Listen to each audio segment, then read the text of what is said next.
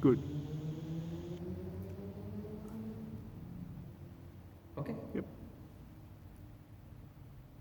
Ready? Good morning, my dearest ones. In the Gospel today, we have heard Jesus' self description as the way, the truth, and the life. So many times that their revolutionary shock value is almost entirely lost on us. But to first century Jewish listeners, they would have heard Jesus saying that he was the full realization of their three deepest religious aspirations. Jewish people had been praying for centuries. Teach me your way, O Lord. And Jesus was saying, I am the way. They had been imploring God, teach me your decrees, that I may walk in your truth. And Jesus was saying, I am the truth. They had been begging, show me the path of life. And Jesus was indicating, I am the life.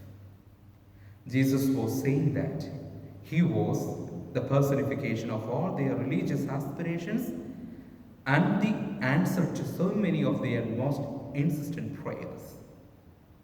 My dear brothers, but these aspirations were not exclusively Jewish. The point to the perennial needs that spring up in every human life. Many times we are lost. We don't know where to go. We are wandering through the valley of darkness with no clear sense of direction. To all of us in those circumstances, Jesus says, I am the way, follow me. There are many others who are stumped before life's biggest questions, who are searching for answers and meaning, who do not know what to believe, who don't trust because they don't know whom to trust. Jesus tells us, I'm the truth. You have faith in God, have faith in me. And there are countless others who are struggling to have hope, who feel like they are having marrow of existence sucked out of them, who are seeking happiness and human fulfillment sometimes in the right places, sometimes in wrong. To them, Jesus responds, I am the life, live of me. What does it mean to build our lives on Jesus, the way, the truth, and the life? Jesus says, I'm the way. He is the good shepherd who comes out to search for us whenever we are lost sheep. Many times he meets us when we are like the disciples on the road to Emmaus, wandering away from Jerusalem and everything it stands for. Jesus comes to us on the road to help us to rediscover our path. He sends us as our spiritual GPS, the Holy Spirit. Jesus' path is the way of the cross, not the way of the crowds. A path of self-giving love instead of self-gratifying egotism. Jesus' route is a way of continual conversion. Jesus' path is the path of the Beatitudes, not the path of the world. Whereas the world says we have to be rich to be happy, Jesus says we need to be poor in spirit and place our treasure in God.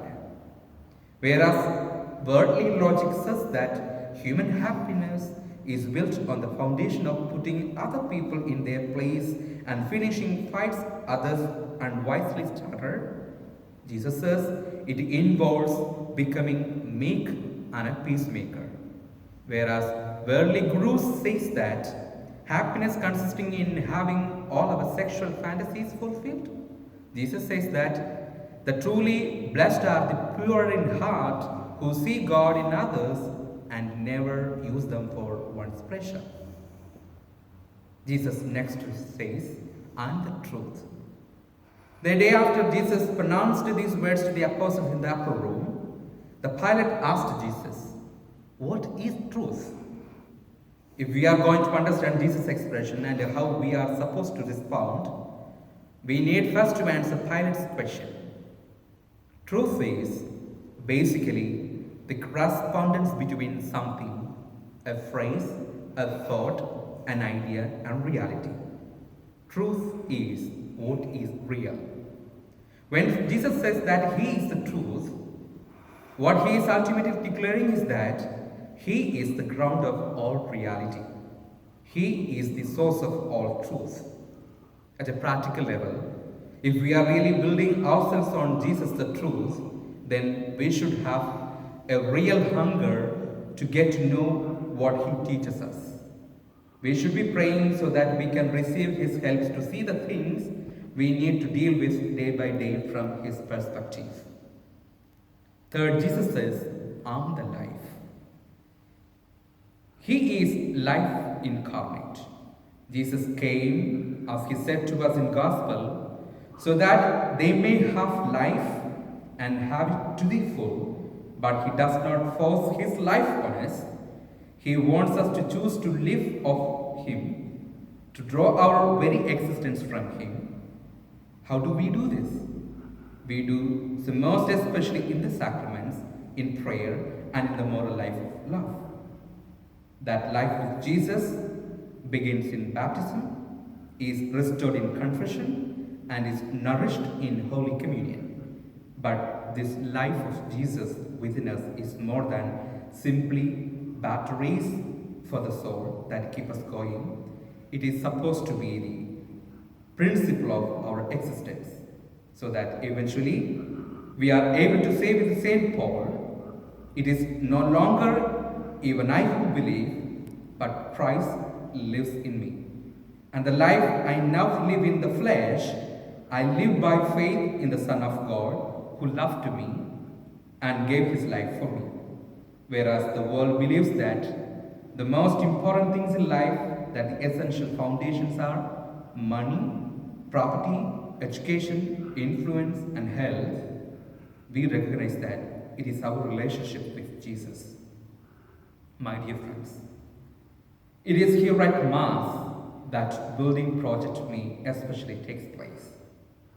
It's from here that Jesus sends us out to help everyone else discover that Jesus is the direction they most need in life, the answers to their profound questions, the source of all life that will give them happiness and meaning.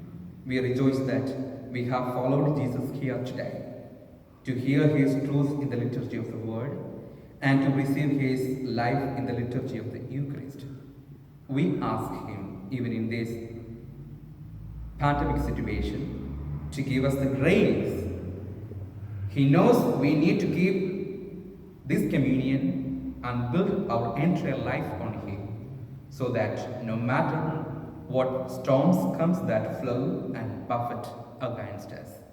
May God bless us all. Keep happy, keep healthy always. May God bless us all. Thank you.